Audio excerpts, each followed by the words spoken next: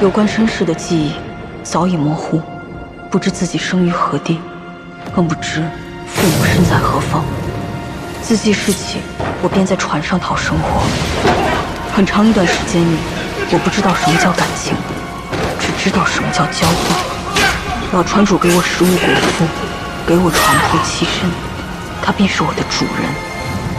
我要对主人忠心尽力，即便被培养成一个杀手，我也要成为主人手里那把最锋利的刀。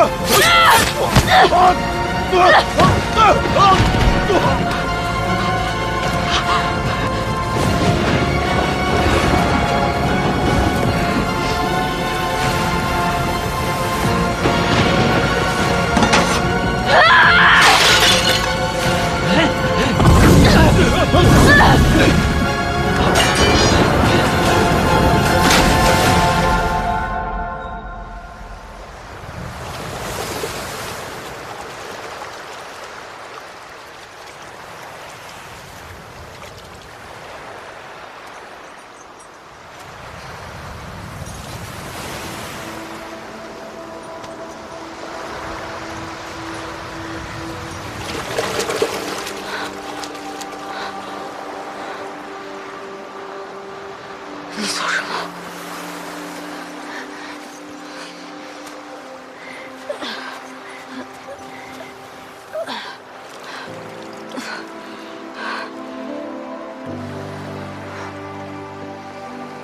你是？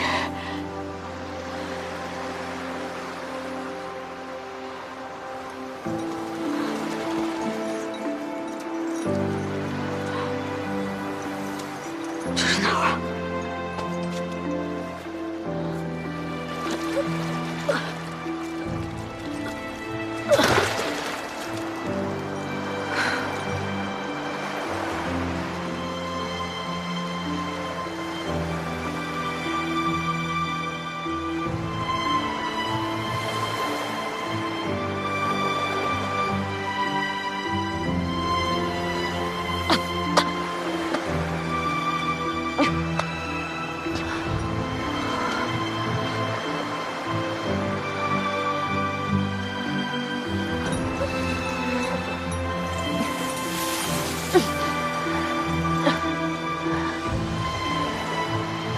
我叫柴静，你叫什么名字？我叫庄寒燕，他们都叫我赤脚鬼。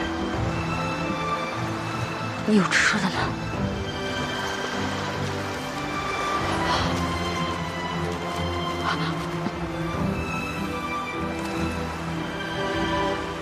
你慢点儿。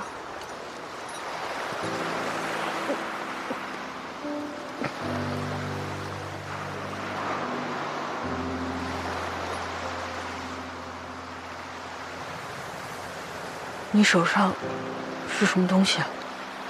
我婶婶要把我锁起来。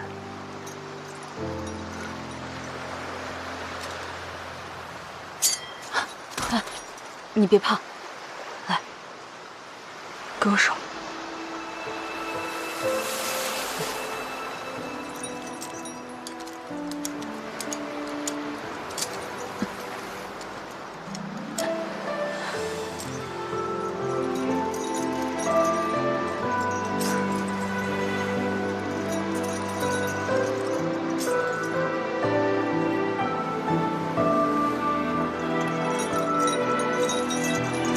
我在海上漂泊多年，本以为此生都将与世隔绝，却未曾料到，竟会与他结下这样的情感和羁绊。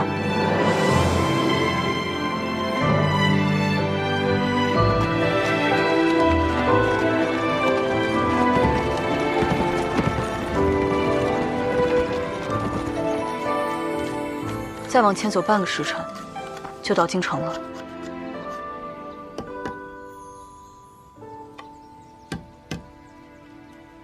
你已经自由了，为何非要再回庄府？那里是我从小魂牵梦萦的地方，至少我想看看我的家是个什么模样。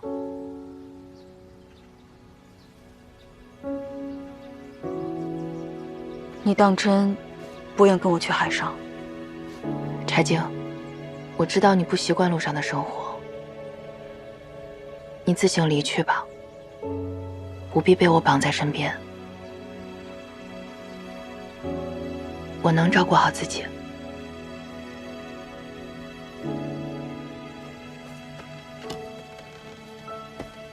他救我一命，帮我疗伤，给我食物充饥，是他让我知道，我的生命并非草芥蝼蚁。那几年里，他虽视我如姐妹，但我自知，他是我的新主人。他若想摘星，我便剔骨做梯；若有人想害他，我便是他身前最坚固的护盾。无论他想做什么，我必竭尽全力帮他护他，直至死去。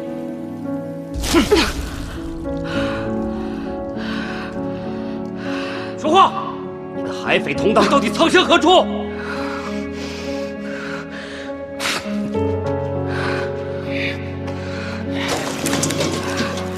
老子倒要瞧瞧你的嘴有多硬！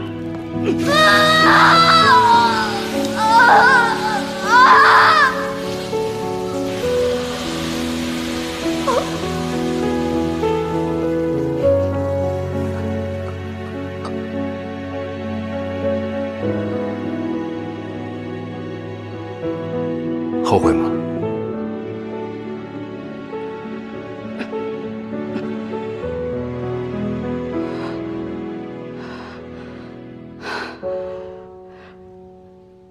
我不后悔。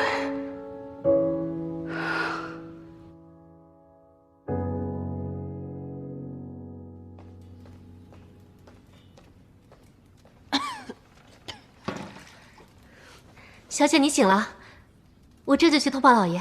别，寒燕，醒来便好，醒来便好。菩萨保佑，菩萨保佑啊！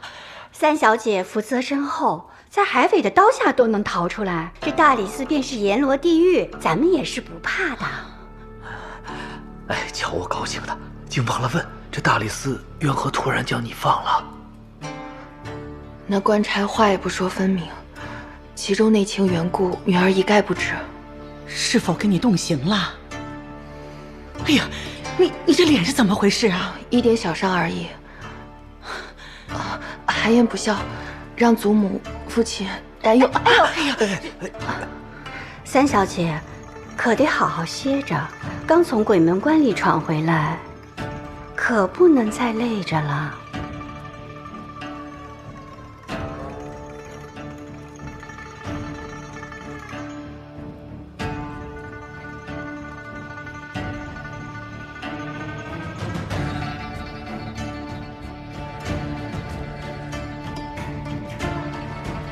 父亲，啊，寒烟今日累了，想早些歇息。也好也好，话留到明日细讲。母亲，你也先回去歇息吧。好好歇着啊。老爷，傅家姑也来了。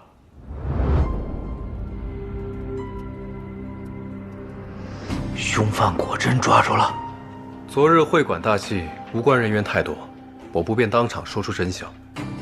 其实儋州海匪一案，真凶早已落网，只因此案会与另一机密要案有所关联，我才秘而不发，暗中将真凶关在他处，细细审问。此事如今却闹大，我与三小姐的声誉遭到损伤，我也不得不将此人交由大理寺查办。姑爷所说的机密要案是？暂不便告知。下官多言了，恕罪恕罪。多亏了姑爷惩凶断案，有偿夫妇大仇得报，我女寒燕也得以洗脱污名啊！哎呀，下官不知该如何报答呀。岳父大人言重了，若无他事，我就先行告退了。那我送送你。傅大人，那真凶是何模样？当真是个女子？确如三小姐供词所言，是海匪作乱，其他暂且无可奉告。韩燕自从回京，儋州凶案便一直悬在心里。前日当着菩萨神明列祖列宗，又被狂语攀污，我是杀害叔婶的凶手。韩燕心中委屈，自难言说。所幸如今案件查明，嫌犯落网，我乃唯一目睹儋州凶案的人，于情于理，也应同大人前去大理寺做个明证。韩燕说的在理啊，那不如暂且不必。大理寺办案自有流程规矩，若需要三小姐，我自会来找。姑爷，我送送你。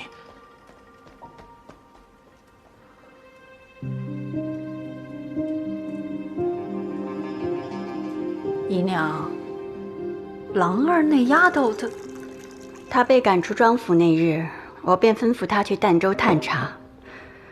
她能将杨平寻来，也算大功一件。你呢，多给她准备一些盘缠，让她悄悄地出京。今生啊，别再回来了。是。陶嬷嬷，你说，那张佑昌夫妇，当真是被海匪所杀？我看未必，三小姐绝不清白。可是他说真凶已经落网，莫不是随便寻了个人，伪装安燕廷提罪过？可是大理寺卿严大人向来严厉，他怎么会被如此蒙骗？是，还说此案与另外一记密要案有关联，真是不清楚啊。他们在耍什么花招呢？周姨娘好算计，知道我被庄寒燕盯上，就将我弃之不顾，过河拆桥。杨公子，你又多疑了。那日我可是苦等了你许久啊。如此鲁莽行事，还让庄寒燕那小娼妇给逃了。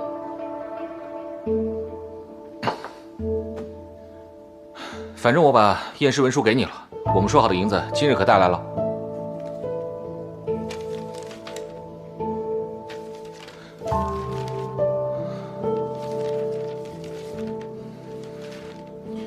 这可不够啊！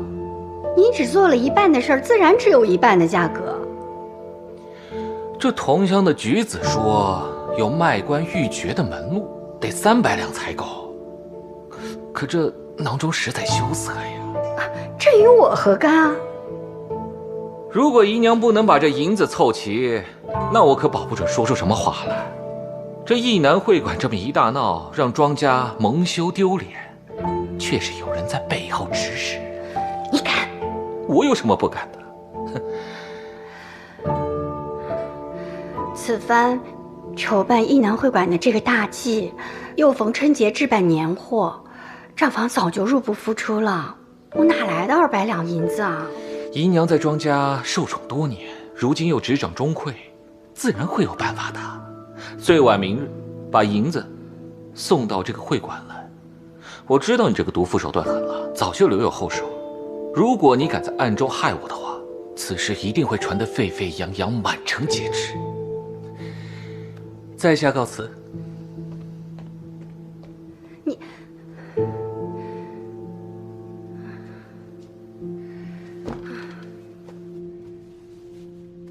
你下去吧。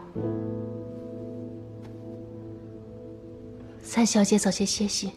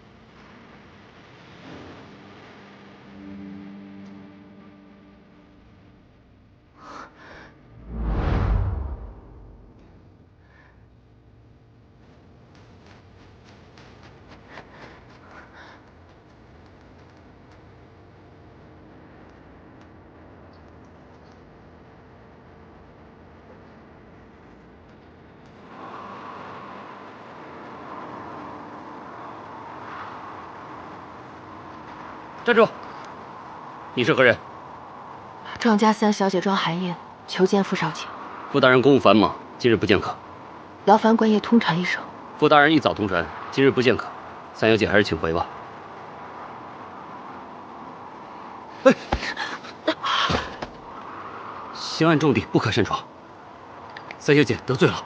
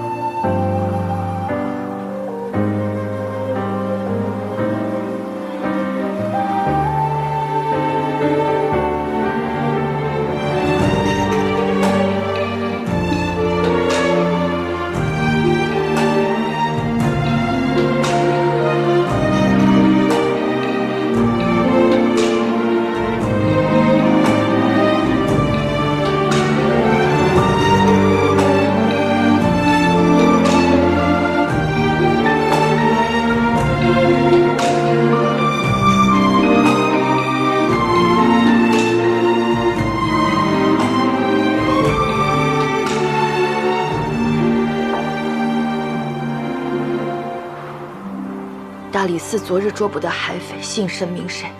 事涉机密要案，恕难相告。大人近日可有见过柴静？柴静是谁？我不认得。傅大人，你今日在庄家所言全是谎言，是也不是？你明知柴静无辜，却将她诬为凶犯下狱受刑，是也不是？你身为大理寺少卿，知法犯法，其罪当诛，是也不是？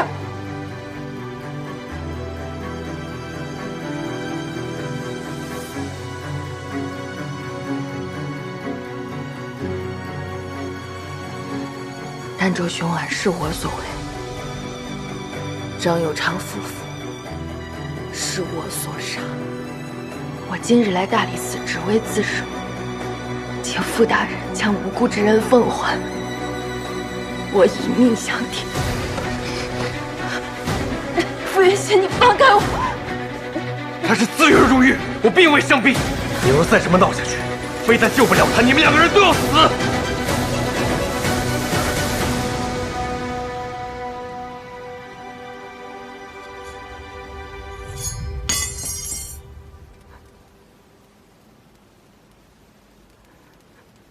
那可有办法救他出来？他已在诏狱认罪，再无翻供可能。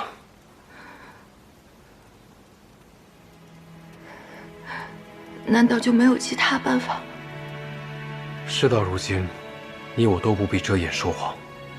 儋州凶案事由经过，还有什么内情，你现在全都告诉我。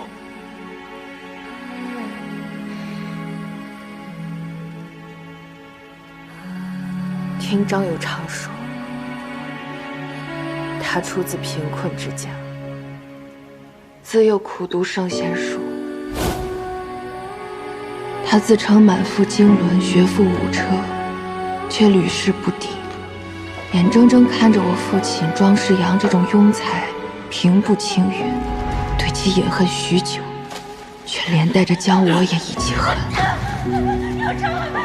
这些年来，他日子过得并不顺意，性情也愈发暴戾。又因妻子迟迟不能生育，动辄便对他拳打脚踢。而这位婶婶受了气，又将怒火发泄到我的身上。从小到大，我在那个家中受尽折磨，犹如身处地狱。这一切我尚能忍受，可就在我17岁生产那日，钱都花哪儿去了？干什么？值钱的东西都被你藏哪了？给我拿出来！没钱了，钱全给你败光了。还有什么值钱东西？你有本事你就把我卖了，谁要你这臭婆娘？你买它呀，它值钱，白白给人家养了17年，一点好处没捞着，把它卖到窑子里去，你就有钱买酒了。那一瞬间，张永昌看向我的眼神，让我直接脊背发冷。快，按住他，拿绳子来！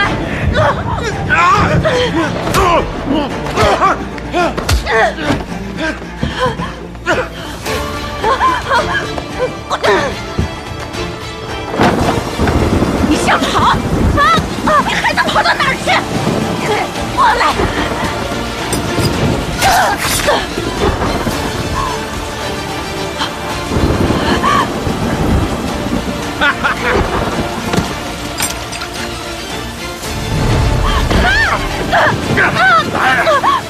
听话，听话！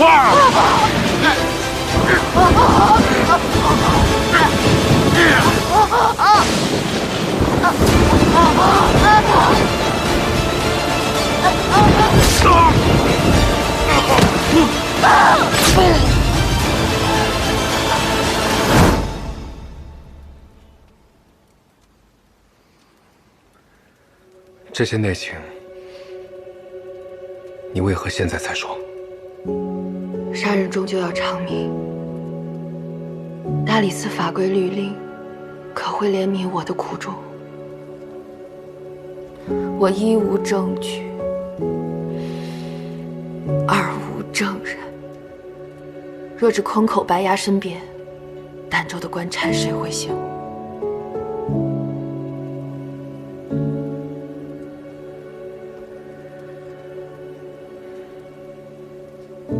你和柴静到京城来，到底有什么目的？我入京第1日，对你说的便是真话。我只是想活着，想要有一个家。大人肯信吗？于你而言，什么才是家？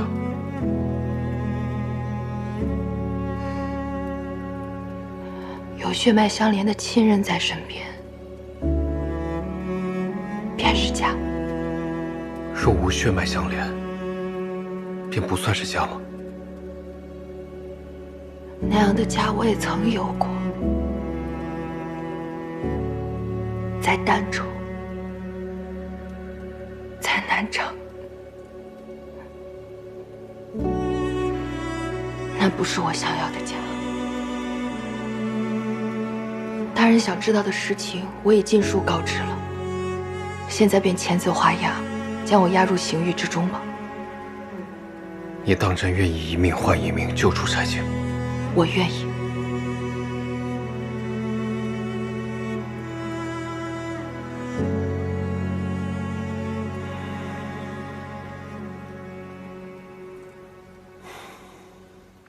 晚了。你什么意思？柴静与其同伙流寇海匪，与裴大福相识，并曾以海船助其运送赃物流通至海外。因此，我将其抓捕归案之后，才秘而不发，意图通过他找到裴大福义子的下落，还有那些赃物、钱财的流向。你在胡说什么？若不将儋州凶案与裴大福义子一案混淆一处，严大人怎能信我一面之词？但也正是因此，柴静才更难活着走出大狱。严大人来了，还请三小姐快些回去吧。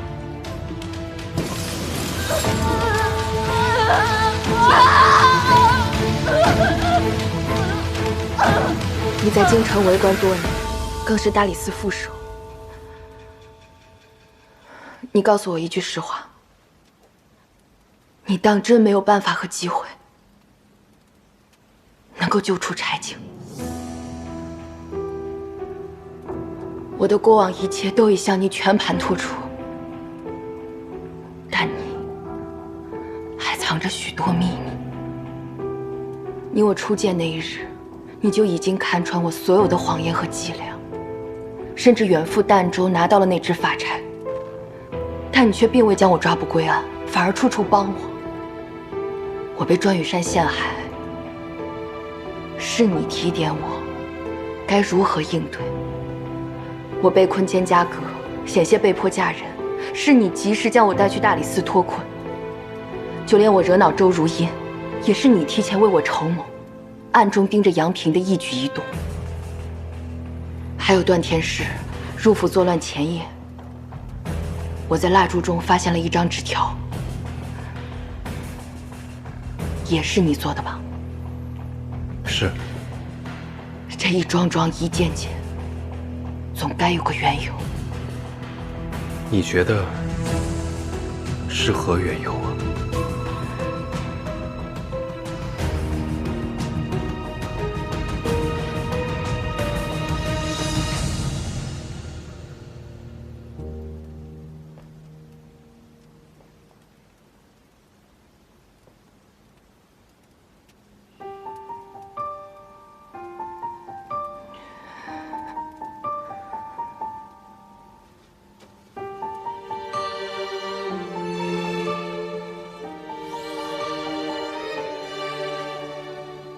他藏起他从前满身疤痕，他忘了他是谁，扮作归人。夜幕沉沉听远声，迷雾阵阵。他已走入这战场，不容分身。几分爱，几分恨。我知道，我没有资格求你帮我。如若傅大人不嫌弃，你让我做什么都可以。这就是你最后的办法。除了这具伤痕累累的身体，我已再无筹码。傅大人几次三番护我周全，我也想不到其他原因。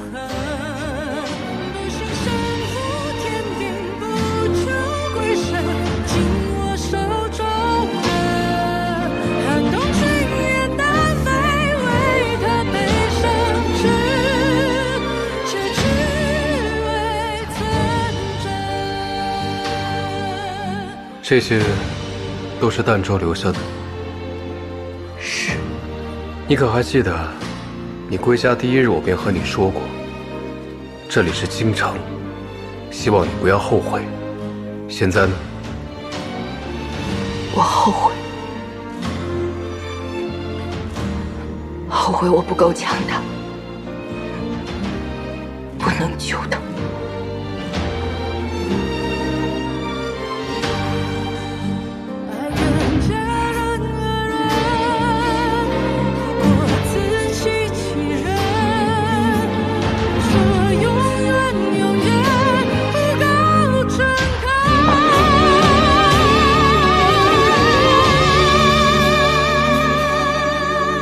我可从来都不是什么正人君子，你当真心甘情愿？我愿意，只要你能帮我。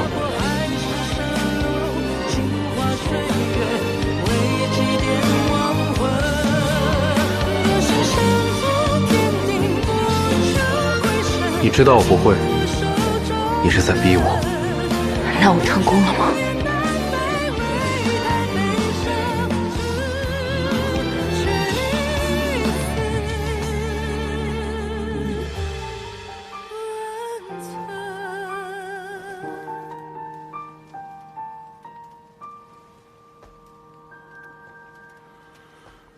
我尽力一试，但你做好最坏的打算。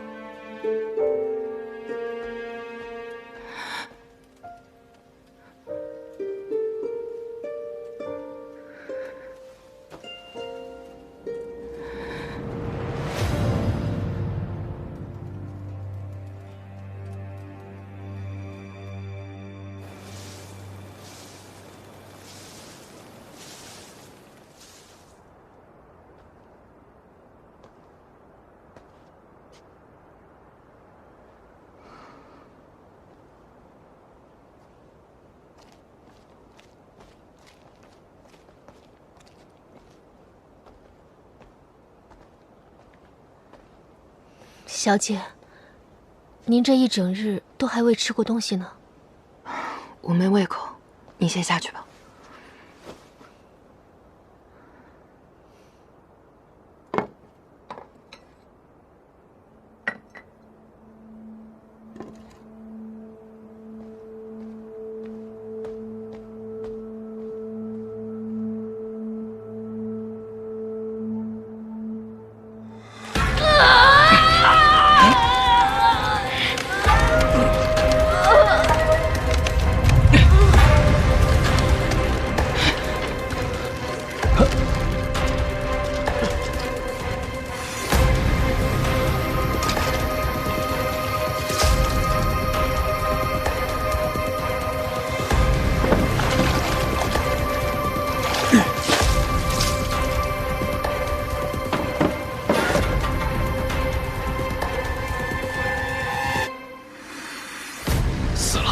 快去上报。好，走。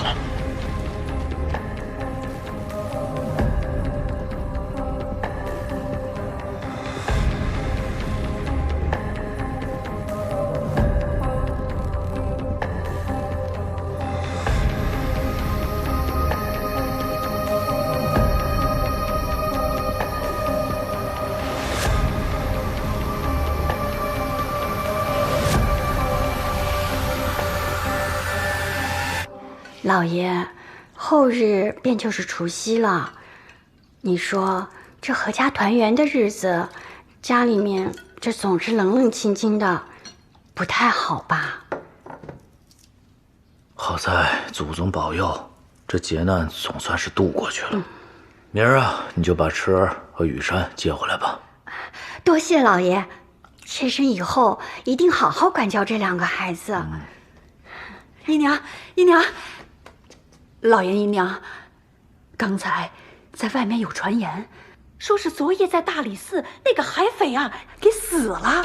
死了？那他可吐露清楚了，案子可结了，别再又牵扯到韩燕身上来。那这个老奴就不太清楚了。我出去打听打听。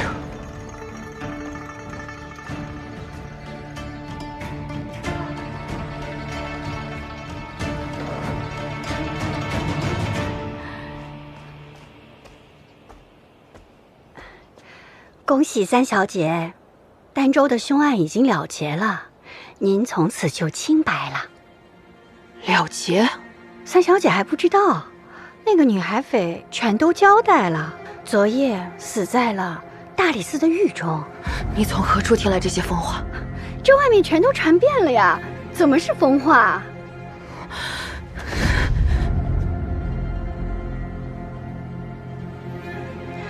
果然，你和那个海匪是同伙，是你们联手杀死了张佑昌夫妇。你在诈我？那倒没有，不过呢，人确实是死了。我听说那女子啊，昨夜在大理寺的狱中受了一整夜的酷刑折磨，手啊脚啊全都断了，头皮都被扒下来了一层，完全没有了人样。哎，三小姐，你跟那个海匪是怎么认识的？他竟然甘愿为你去死啊！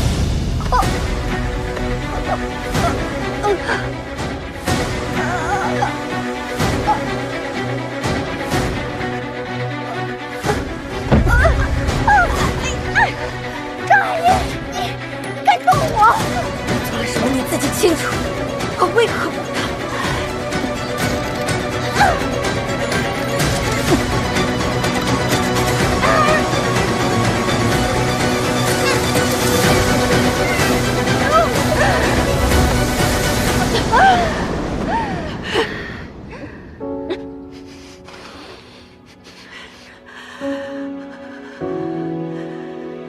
姨娘没事吧？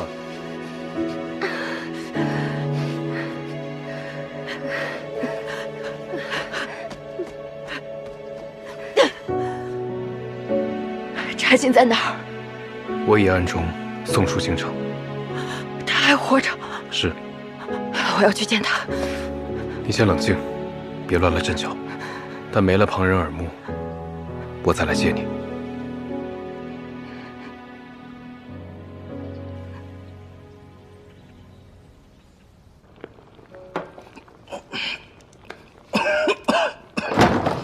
茶姐。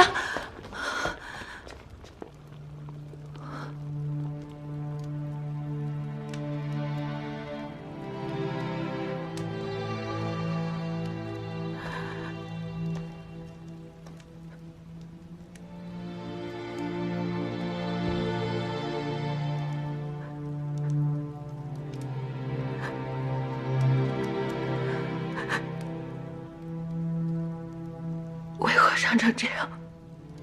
你们对他做了什么？若非重伤至此，怎能蒙混过关，将他救出来？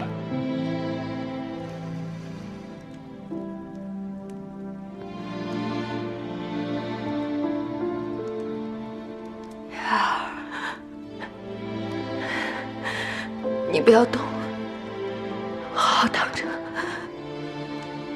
我的手废了，以后拿不起刀，不能护你。对不起，你说什么傻话？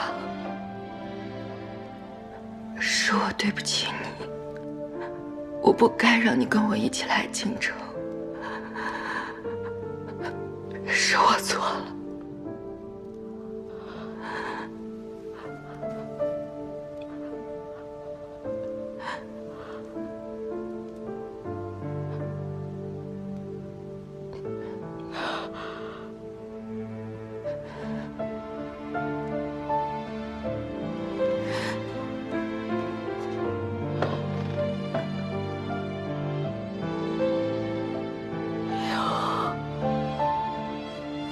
自己拿起刀保护自己。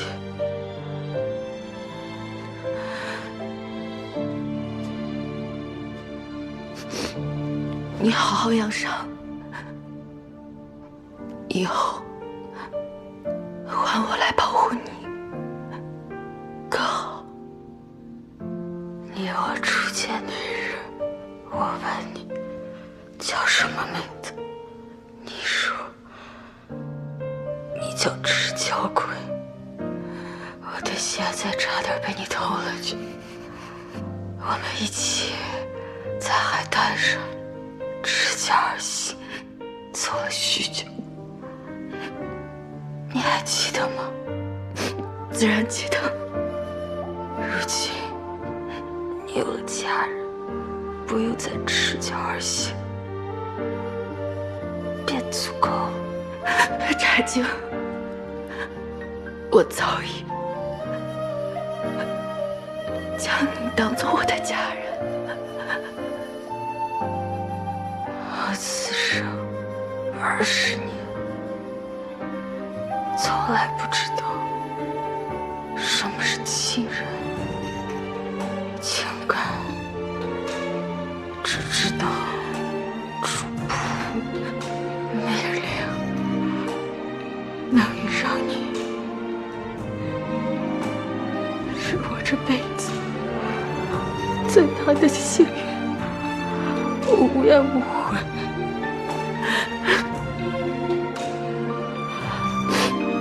不可。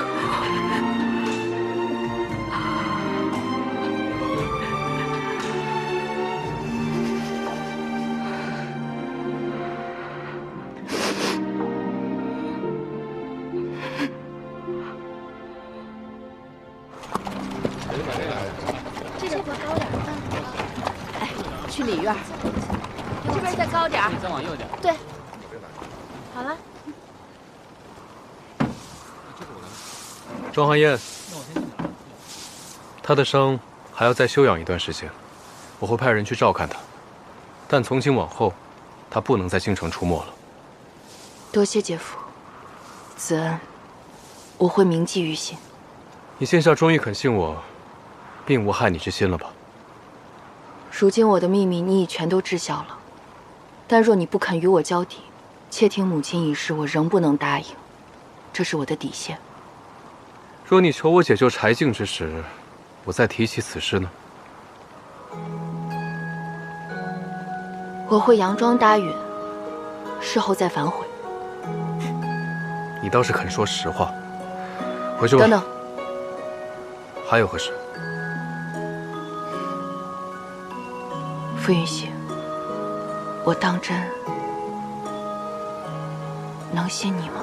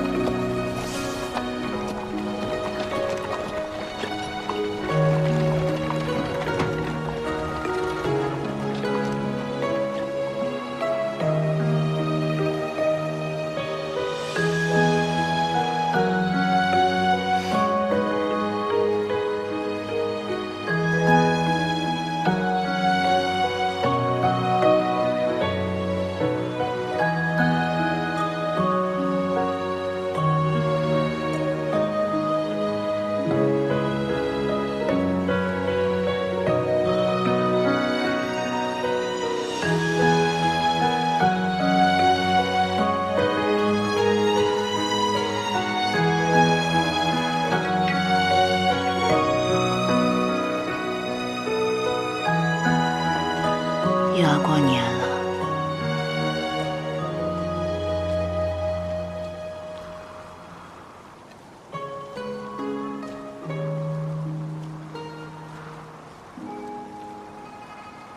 你近来搅出的这些风波，我都听说了。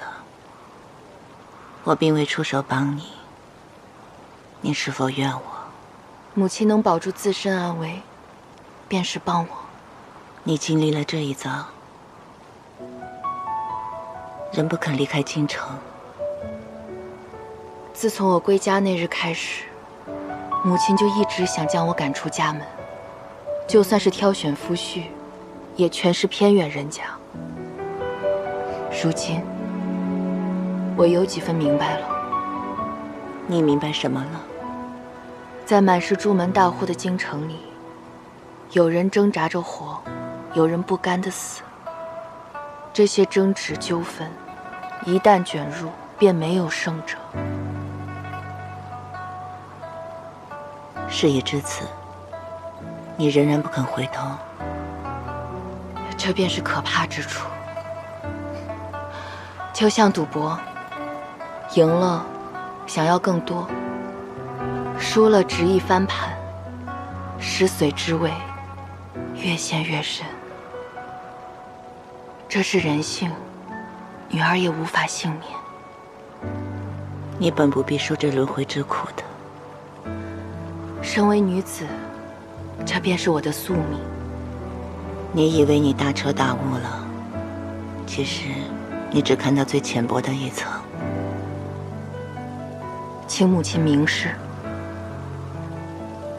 你觉得这世间可有公允？女儿不敢轻言。母亲想说什么？这次牺牲了朋友，下次你想牺牲什么？你还能牺牲什么？即便最终得胜，却落得伤痕累累，形单影只，又有何意义？当不公降临在你身上时，忍受是痛苦的，反抗也一样是痛苦的。这才是不公的本质。要不了多久了，先把年好好过了，很快你就会明白的。回去吧。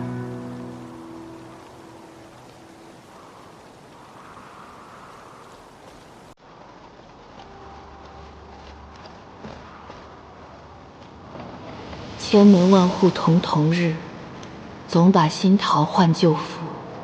新的一年就要到了，万物也有了新的生机。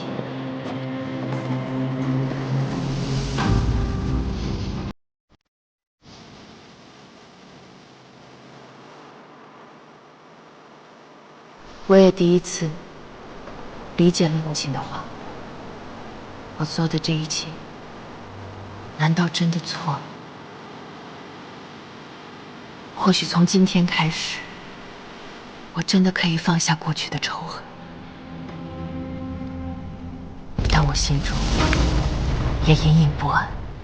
我似乎能感受到，这一片欢欣喜悦，并不如表面上这般风平浪静。